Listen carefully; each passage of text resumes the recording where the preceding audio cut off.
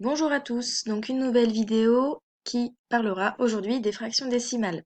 On avait vu jusqu'ici les fractions dites simples, un demi, trois quarts, 2 cinquièmes par exemple.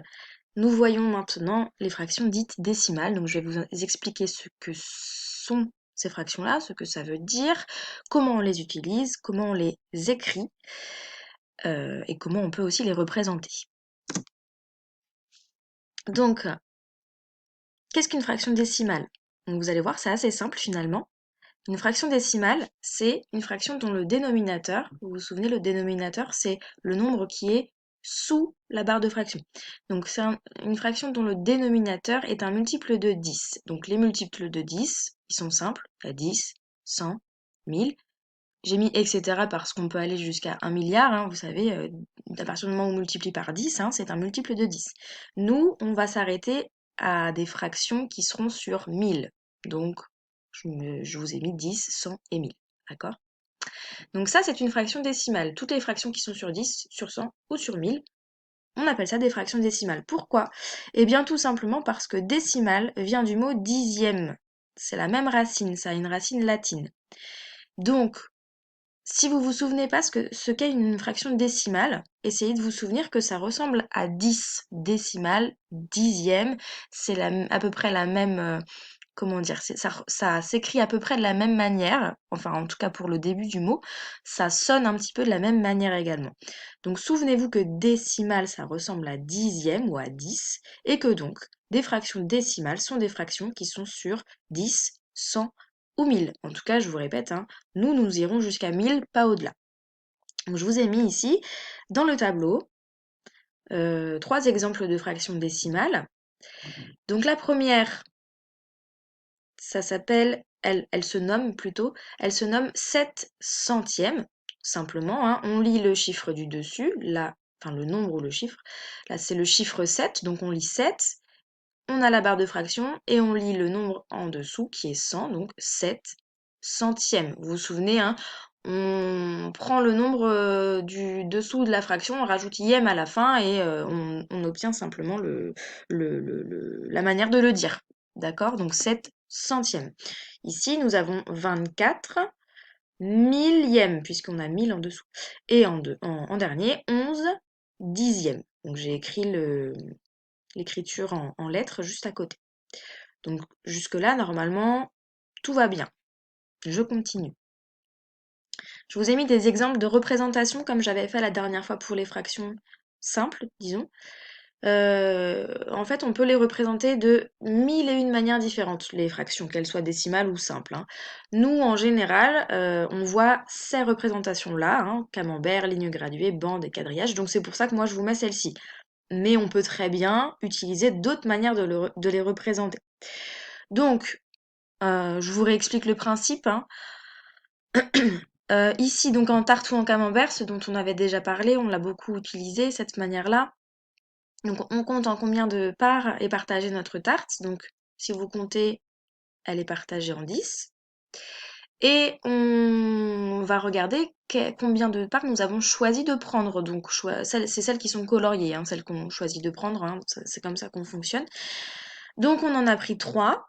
3 parts sur 10, donc ça nous fait bien pour cette représentation-là 3 dixièmes. On est bien sur une fraction décimale puisque c'est sur 10.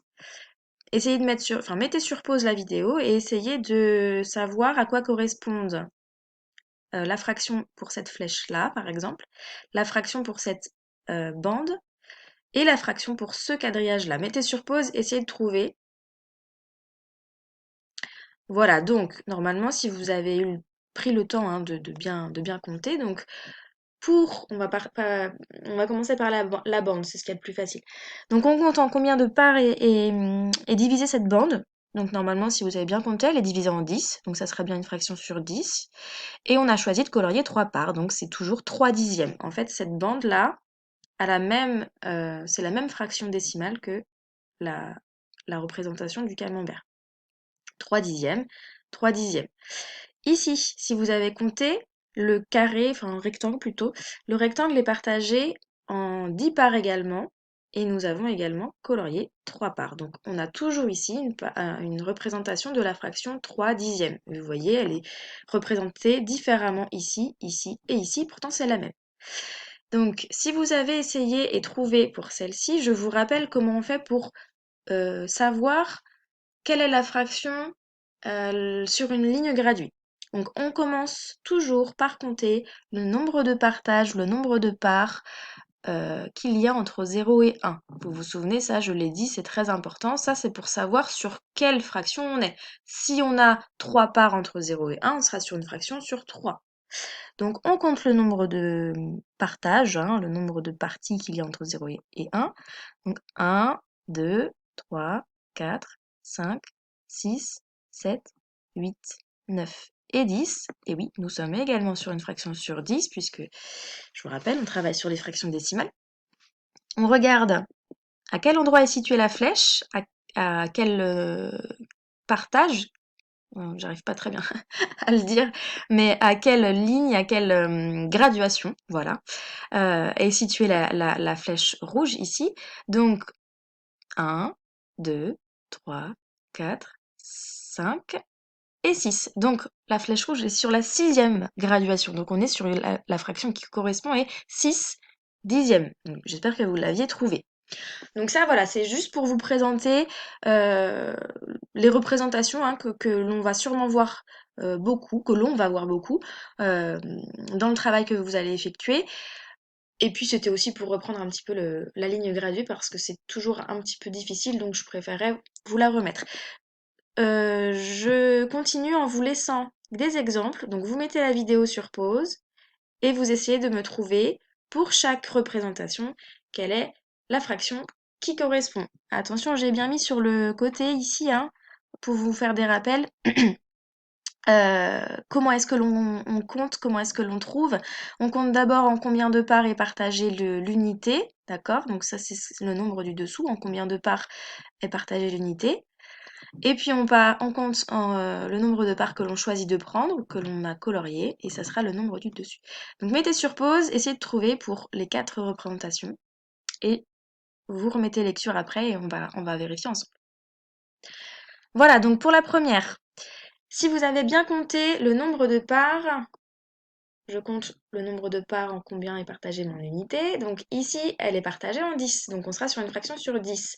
Et si vous avez compté le nombre qui est de parts coloriées, excusez-moi, on est sur 8 dixièmes. Donc j'espère que vous avez bien tous trouvé. Pour cette représentation qui est une représentation en bande finalement, ou en tablette de chocolat, ou en ce que vous voulez. Donc on a toujours une représentation, un partage en 10, donc on sera sur une fraction sur 10. Et on a colorié 4 parties, donc on est sur 4 dixièmes. Pour la ligne graduée, donc on n'oublie pas, on compte toujours combien il y a entre 0 et 1 pour avoir le nombre du dessous, le numérateur. Donc si vous avez bien compté 1, 2, 3, 4, 5, 6, 7, 8, 9, 10, on est bien sur une fraction sur 10, et moi je voulais que vous trouviez la flèche rouge. Donc on compte à quel rang elle est située, à quelle graduation. 1, 2, 3, 4, 5, 6, 7, 8, 9, 10, 11, 12, 13 et 14. Donc ici, nous sommes sur 14 dixièmes. Et enfin, pour celui-ci, alors je ne sais pas si vous avez pris le temps de compter tous les petits carreaux, mais il y en a 100. Donc on n'est pas sur une fraction sur 10, on est sur une fraction sur 100. Mais ça reste une fraction décimale, je vous rappelle, puisque 100 est bien un multiple de 10. On est toujours sur une fraction décimale. Et on a choisi de colorier 1, 2, 3, 4, 5, 6 parties. Donc on est sur 6 centièmes. Voilà. Cette représentation-là, un quadrillage avec 100 parties, on l'utilisera assez souvent dans les exercices prochainement. Donc voilà. On l'a pas encore vu, mais je vous le dis tout de même. Lorsque vous avez un carré qui a, peut-être que certains le savent déjà, mais je le redis quand même. Lorsque vous avez un carré qui a 10 petits cubes en longueur et 10 petits cubes en largeur, ça veut dire que c'est 10 fois 10, et 10 fois 10, ça fait 100, donc ça veut dire que vous avez 100 carreaux. Donc ça, c'est ce qu'on appelle l'aire d'un polygone, on l'a pas encore vu, peut-être que certains le savent déjà. Mais voilà, après on peut aussi compter jusqu'à 100, mais c'est un petit peu plus long. Voilà, donc j'espère que ça c'était assez clair et que c'était pas trop difficile. N'hésitez pas à le refaire, à remettre en arrière, à remettre sur pause, etc. Si c'est pas clair. De toute façon, cette vidéo-là, hein, je vous le dis à chaque fois, elle sera sur le site, sur la chaîne YouTube de la classe, et vous pourrez aller la voir à chaque fois que vous aurez des exercices à faire concernant les fractions décimales. Je continue. Donc, là, c'est pour passer de l'écriture dite fractionnaire à l'écriture à virgule. L'écriture fractionnaire, si vous vous souvenez, ce que je vous avais dit en classe, c'est l'écriture, pardon, qui s'utilise avec la barre de fraction. Donc la barre de fraction, c'est tout simplement la barre hein, qui est utilisée pour la fraction, c'est ça. Et donc l'écriture fractionnaire, c'est lorsque l'on écrit la fraction comme ceci, avec le numérateur au-dessus, vous vous rappelez, hein, ça s'appelle le numérateur, et le dénominateur en dessous. Donc ça, c'est une écriture fractionnaire. Donc n'importe quelle fraction que vous aurez de cette forme-là, 5 demi, 1 tiers, 8 dixièmes, 45 millièmes, avec voilà cette écriture avec une barre, ça s'appelle une écriture fractionnaire. Et en fait, toutes les écritures fractionnaires peuvent s'écrire en écriture à virgule. Toutes, n'importe quelle fraction s'écrirait, enfin peut s'écrire en écriture à virgule. L'écriture à virgule, on appelle ça l'écriture décimale. C'est le terme technique. Pourquoi? Eh bien parce que justement, décimale, ça vient des fractions décimales. Et on va l'apprendre dans la prochaine diapositive, la prochaine vidéo. Ça se dit écriture décimale, pardon, parce qu'en fait, on utilise un tableau de numération qui utilise le système dit décimal. Et en fait, c'est le système à virgule, tout simplement. D'accord?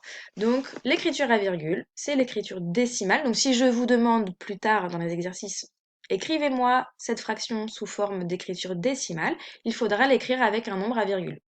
Donc là, je vous ai mis l'exemple que 3 dixièmes, je l'ai écrit en lettres, en écriture décimale, ça s'écrira 0,3. Alors vous inquiétez pas si vous savez pas pourquoi, si vous n'avez pas compris pourquoi ça s'écrit comme ça, c'est normal, hein, on l'a pas encore vu, mais on va le voir.